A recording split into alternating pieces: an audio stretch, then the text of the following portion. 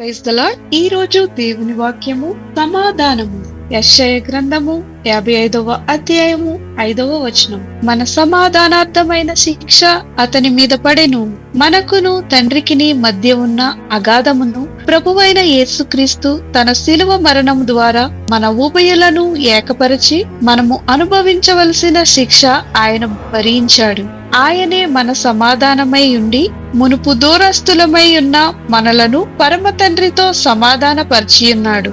కనుక మనమిప్పుడు దూరస్తులము కాదు గాని దేవుని కుమారులము కుమార్తెలమై ఉన్నాము. ప్రార్థన. ప్రభువైన యేసు, తండ్రితో మమ్మును సమాధాన పరిచినందుకు వందనాలు. నీ బిడ్డలుగా నిన్ను సంతోషపరిచి నిన్ను వెంబడించుటకు సహాయము చేయమని యేసు నామమున అడుగుచున్నాము తండ్రి. ఆమేన్.